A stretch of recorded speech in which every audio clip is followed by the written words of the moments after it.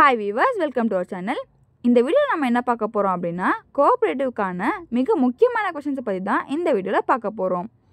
So நம்ம last வீடியோவில் பார்த்தீங்கன்னா ஃபியூ செட் ஆஃப் கொஷின்ஸ் பார்த்துருந்தோம். இன்றைக்கி வீடியோவில் அதோட கண்டினியூட்டியை தான் நம்ம பார்க்க போகிறோம்.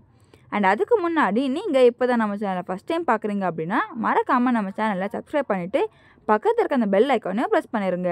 அண்ட் அப்படியே கமெண்ட்ஸில் தேங்க்யூ இல்லைன்னா நன்றிங்கிற ஒரு மெசேஜும் போட்டுருங்க. ஏன்னா நீங்கள் போடுற அந்த ஒரு மெசேஜ் எங்களுக்கு இது போல் இன்னும் நிறைய வீடியோஸ் க்ரியேட் பண்ண ஒரு மோட்டிவேஷனாக இருக்கும்.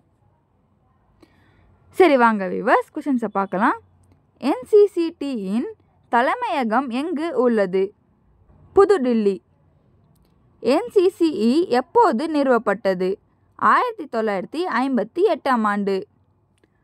கூட்டுறவு துறையின் முப்பெரும் கடவுள் பிரம்மா, சிவன், விஷ்ணு என்பவர் யார்? பதிவாளர்.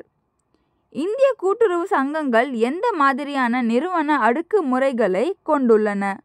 கூட்டு அடுக்குமுறை. வாம்னிகோம் என்பது வைகுந்த மெஹ்தா தேசிய கூட்டுறவு மேலாண்மை நிறுவனம். VAMNICOM. அதுக்கான விரிவாக்கம். NCCT தேசிய கூட்டுறவு பயிற்சி மன்றமை பரிந்துரை செய்தது சுவாமிநாதன் குழு. இந்தியாவில் கூட்டுறவு வார விழா கொண்டாடப்படும் மாதம் நவம்பர். NCUI வெளியிடும் காலாண்டு இதழ் எது? Indian cooperative review. முதல் மாவட்ட கூட்டுறவு வங்கி ஏற்படுத்தப்பட்ட ஆண்டு 1910ஆம் ஆண்டு. நுகர்வோர் கூட்டுறவில் சரக்கிருத்தலின் நோக்கம். கையிருப்பு சரக்கின் உண்மை மதிப்பை முடிவு செய்ய, லாப நட்ட கணக்கு மற்றும் இருப்புநிலை குறிப்பு தயார் செய்ய, பற்றாக்குறை மற்றும் சிறு களவுகளை உறுதி செய்ய. இவை அனைத்தும். சந்தை இடுகை கூட்டுறவு சங்கத்தில் உபரியின் முக்கிய பகுதியை எதன் அடிப்படையில் உறுப்பினர்களுக்கு வழங்கப்படுகிறது?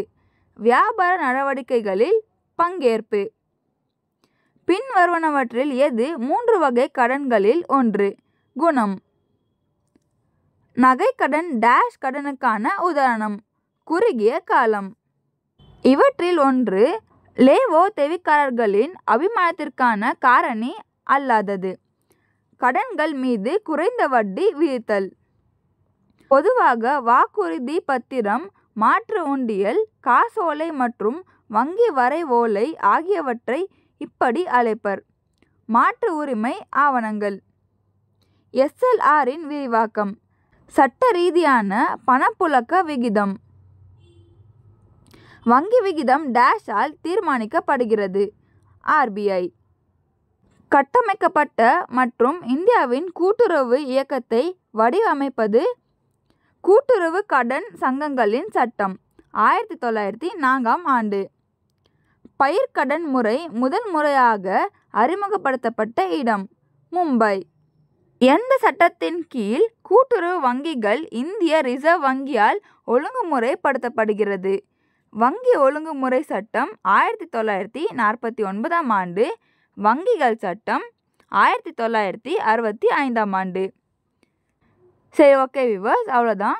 இந்த வீடியோ உங்களுக்கு பிடிச்சிருந்தா அண்ட் யூஸ்ஃபுல்னு தோணியிருந்தா மறக்காமல் அந்த லைக் பட்டனை கிளிக் பண்ணிடுங்க. அண்ட் அப்படியே கமெண்ட்ஸில் தேங்க்யூ இல்லைன்னா நன்றிங்கிற ஒரு மெசேஜையும் போட்டுருங்க. ஏன்னா நீங்கள் போடுற அந்த ஒரு மெசேஜ் எங்களுக்கு இது போல் இன்னும் நிறைய வீடியோஸ் க்ரியேட் பண்ண ஒரு மோட்டிவேஷனாக இருக்கும். அண்ட் இந்த வீடியோட எந்த பாட்டிலாச்சும் உங்களுக்கு ஏதாச்சும் டவுட்ஸ் இருந்தால் தயங்காமல் கமெண்ட்ஸில் கன்வே பண்ணிடுங்க. நாங்கள் உங்களோட டவுட்ஸுமே கண்டிப்பாக கிளியர் பண்ணி வைப்போம். தேங்க்யூ.